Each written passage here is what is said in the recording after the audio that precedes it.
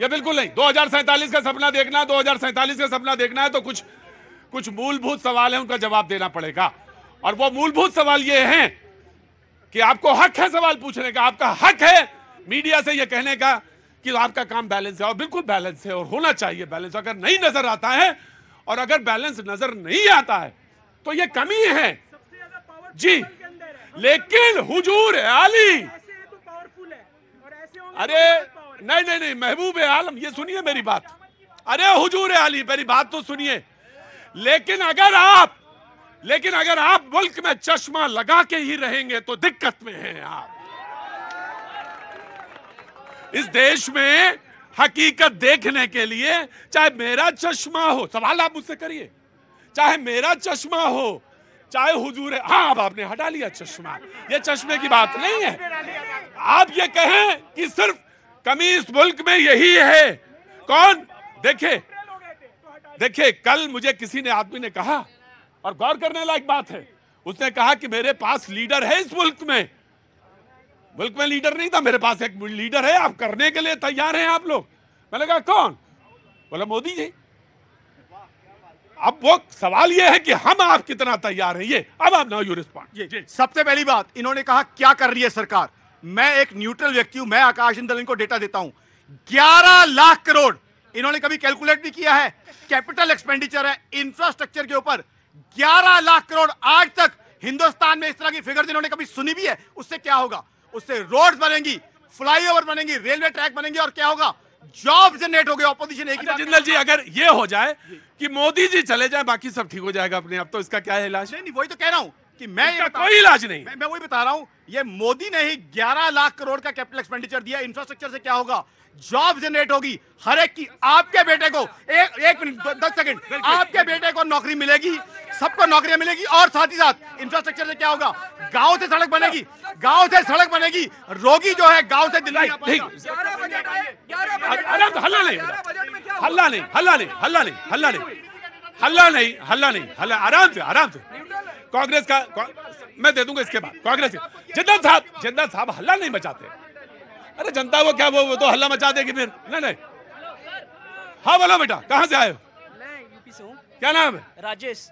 मेरा सवाल भारतीय जनता पार्टी से, ये कह रहे हैं राहुल गांधी को बात करें तो इनके प्रधानमंत्री, हमारे देश के प्रधानमंत्री 10 साल से सरकार चला रहे हैं, उनकी कौन सी लैंग्वेज है? मुजरा करो, भैंस खुल जाएगी, बकरी खुल जाएगी, तुम शादी कर दुल्हन लेके भाग जाएगी, मंगलसूत्र। ये कौन सा है? अरे इनके प्रधानमंत्री बोलते, इनके प्रधानमंत्री,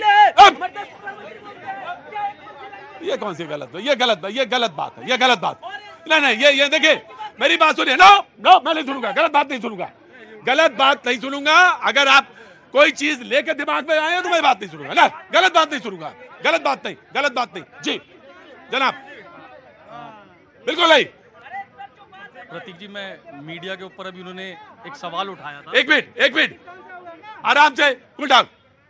एक जनाब ने अभी मीडिया के ऊपर सवाल उठाया। अरे कोई बात नहीं, मीडिया पे नहीं सवाल, अगर उनको लग रहा है गलत कर रही है मीडिया तो सवाल तो पूछेंगे मीडिया पे, अब पूछना चाहिए, हक है। हम भी यही कह रहे हैं मीडिया गलत कर रहा है। हाँ। अभी आपने एक जनाब ने बोला कि माइनॉरिटीज का बजट काट दिया, तो आपने फौरन बोला कटा नहीं और आप आगे चले गए जी। ठीक है, पर आज की तारीख में मीडिया को न्यूट्रल नहीं होना, मीडिया को फैक्ट बताना है। हाँ। क्योंकि 140 करोड़ की जनता में बहुत सारे लोग ऐसे हैं जो शायद रीड नहीं करते, जो समझ नहीं सकते, पढ़ नहीं पाते हैं। मैं एग्री करता हूं साहब। तो उनको मीडिया को बताना जरूरी है। हर बार मीडिया को न्यूट्रल होने की जरूरत नहीं है।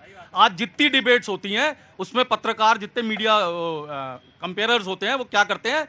वो बोलते हैं, जब कांग्रेस बोलती है तो वो कांग्रेस जो बात का जवाब देती है, बोलते हैं वो बीजेपी को बोलते हैं कि आप इसका जवाब दे दो, जब काउंटर करिए। हाँ। बीजेपी उसका काउंटर करती है तो वो बोल देते हैं कांग्रेस को कि आप काउंटर करिए। हाँ।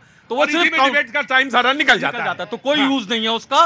उससे कोई निष्कर्ष नहीं निकलता। क्या नाम है साहब आपका? अक्षत गोयल। गोयल साहब, मैं आपकी बात से अक्षरशः डॉट कॉमा के साथ सहमत हूं, और यही डिबेट में हो रहा है आजकल।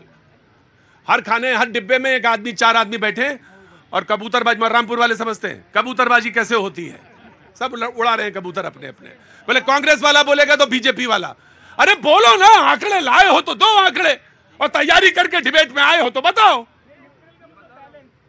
न्यूट्रल का मतलब बैलेंस नहीं है सर, न्यूट्रल का मतलब है फैक्ट एंड फिगर के साथ आप चीजें लाके रखिए। अगर आप 13-14 का बजट दे रहे हैं तो 16 लाख करोड़ का है, और अगर आप अभी बजट दे रहे हैं तो 48 लाख करोड़ का बजट है, और आप ये कह रहे हैं कि शिक्षा पे बजट कम हुआ है, ये कह रहे हैं शिक्षा पे बजट हुआ है। 1,25,00,000 करोड़ का बजट है शिक्षा पे, 1.25 लाख करोड़ का बजट है। जी मैं आया, जी आया, जी कहां से आना हुआ? सर नमस्कार, मैं शालू गोयल शाहदरा दिल्ली से। शाहदरा दिल्ली से हैं जी, बोलिए। सर मैं इस टॉपिक पे तो बोलना ही नहीं चाहती, क्योंकि ये आंकड़े हमारी आम जनता की समझ से तो बिल्कुल परे है। वो उन्हें दिखा रहे हैं, वो नहीं दिखा रहे हैं, हमें इससे कोई मतलब नहीं है। अच्छा, मुझे मतलब है जो ये इंस्टीट्यूट में हादसा हुआ है इससे। हाँ। मैं पूछना चाहती हूँ, आज आम पार्टी बीजेपी पे ठीकरा फोड़ती है और बीजेपी आम पार्टी पे, लेकिन जिस समय ये बिल्डिंगें बनी उस समय सत्ता में बीजेपी थी, आम पार्टी नहीं थी सर। तो बराबर के जिम्मेदार ये लोग हैं। आज ड्रामा होता है कि बीजेपी की महिला मोर्चा की महिलाएं सफेद कपड़े पहन के इनके दफ्तर के बाहर धरना करती हैं, आम पार्टी की उनके दफ्तर के बाहर पीछे कौन? वो बच्चे। आप सोचिए, एक माँ होने के नाते जो वो बच्चे हैं, एक बच्चे का जब मैंने इंटरव्यू देखा, मतलब उसके पेरेंट्स का, वो कहते हैं हम चर्च में थे जिस समय हमें अपने एल्विन जो बच्चा केरल के जी, एर्नाकुलम के, वो बेटा जब मरा तो हम चर्च में थे। एक वो स्थिति है पेरेंट्स के लिए होती है, जब एज ए पेरेंट्स आज मैं अब अगर पूजा करती हूँ ना, मैं कहती हूँ मेरे बच्चे सुरक्षित रहें, ईश्वर से भरोसा उठ जाता है इंसान का जब ये सूचना उसे वहां मिलती है जब वो सजदे में अपने बच्चे के लिए होता है चर्च में। आप सोचिए, ये सरकारें यहाँ ड्रामा कर रही हैं, बहनें यहाँ खड़े होके। ये बीजेपी की सरकार 15 साल ये थे, क्या वहां तब वाटर लॉगिंग नहीं होती थी? जी मैं शालू जी मैं आपके सवाल से बिल्कुल सहमत हूं कि एक आदमी दूसरे आदमी को, और वो जो माँ बाप थे वो एर्नाकुलम में सजदे में थे, उस समय चर्च में थे, और ये बड़ा गंभीर मुद्दा है, बहुत गंभीर मुद्दा है। हम बहुत आसानी से डेटा इधर से उधर कर सकते हैं कि आप उधर थे, एक कार निकली, पानी आया, झोंका आया, ये नहीं सर। जहां चल रहा था, जहां पे कोचिंग चल रही थी, वो कितनी मुफीद जगह थी, वहां चलनी चाहिए या नहीं चलनी चाहिए थी, यह सवाल था। किसने पास किया, यह सवाल था। किसने अपने बच्चों को भेजा, ये भी सवाल था। हाँ जी, किसने अपने बच्चों को भेजा, ये किसने अपने बच्चों को भेजा, ये भी सवाल था। लेकिन इससे बड़ा गोयल साहब ये सवाल था, जिसने किराए के लालच में वो कर दिया, वो कौन था? नहीं, चलो no no no no no no no no no no no no no no no जी जी नहीं। देखिए, आंकड़ों की बहुत बात हो रही है। आपको मैं बता दूं, 14 दिन के अंदर 7 रेल हादसे हुए हैं, और अब मैं देश के प्रधान। क्या मारो हारोगे क्या भैया? अरे रुकिए, बहन का जवाब भी होगा, और बहन जी की मैंने बोल दिया कि कान आंख खोल के सुनो, तो बहन का भी जवाब हुआ, तुम्हारा भी जवाब हुआ जी। और अब हम देश के प्रधानमंत्री जो ये कौन है यहाँ पे? लेफ्टिनेंट गवर्नर है क्या? चालू सवाल हो गया है, आप आराम से रहेंगी। अब प्लीज चाचा चौधरी ना बनो, और वहां जाके बैठो। और मैं देश के प्रधानमंत्री, जो कि मेरे भी प्रधानमंत्री है, मैं उनसे सवाल पूछती हूँ कि कहाँ है देश? आज असुरक्षित है और लगातार हादसों में तब्दील किसकी समय हो रहा है? देश के प्रधानमंत्री 2047 का सपना देख रहे हैं साहब, आप 2024 में इस देश को सुरक्षित क्यों नहीं कर पा रहे? आज जो ये मैडम सवाल कर रही है, बिल्कुल जायज सवाल है।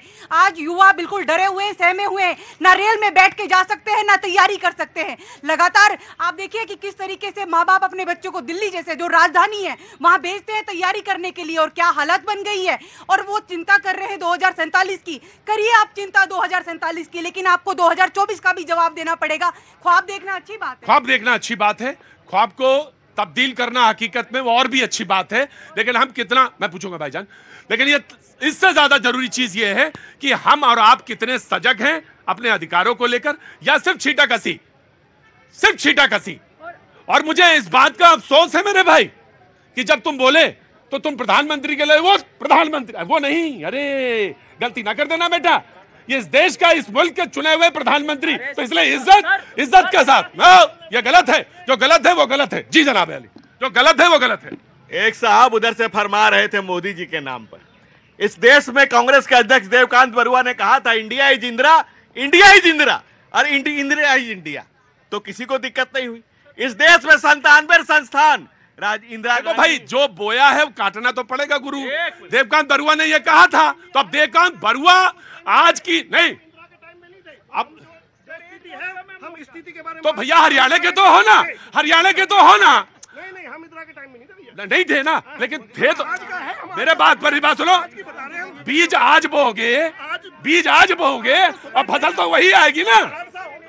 जी जी, बाबा साहब डॉक्टर भीमराव अंबेडकर ने कहा है कि जो पीढ़ियां अपना इतिहास नहीं जानती अपना भविष्य भी नहीं बना सकती है। तो जिनको अपने इतिहास की चिंता नहीं, भविष्य के लिए भूल जाए आप। दूसरी बात, इस देश में 97 संस्थान, इंदिरा गांधी इंटरनेशनल एयरपोर्ट पे उतरिए, राजीव गांधी चौक पे खड़ा होकर डिबेट करिए। 97 संस्थान इंदिरा गांधी, राजीव गांधी, जवाहरलाल नेहरू पे नाम पर है, लेकिन वो उनकी शहादत हुई है और आप अकबर इलाहाबादी ने कहा है कि कौम के खम में खाते हैं डिनर हुकाम के साथ, रंज लीडर को है मगर बड़े आराम के साथ। ये किस आराम के साथ और किस अंग्रेजों से किसके क्या रिश्ते थे, इस पर मत जाइए। अभी जो विषय है उस पे आइए। हुजूर कह रहे थे 97 संस्थानों का नाम रख दिया, टीस नहीं हुई। और जरा सा मोदी क्या कहा, एक पिछड़े का बेटा, एक दलित परिवार का बेटा, क्या आगे आया, सीने में जलन हो गई। बिल्कुल जवाब दीजिएगा हुजूर, खाली हाथ मत जाइएगा, जवाब जरूर दे के जाइएगा। लेकिन मैं आ रहा हूं। ब्रेक मैंने बहुत देर से रोक दिया, मुझे अपनी रोटी पानी का भी इंतजाम करना है। कहां से मेरी रोटी आएगी यार? हाँ ना, मुझे अपनी रोटी की बड़ी चिंता है। ब्रेक इसी में चलेंगे, इसी बात पर रोटी आएगी। वक्त छोड़े से ब्रेक के बाद आऊंगा आपके पास, बने रहिए।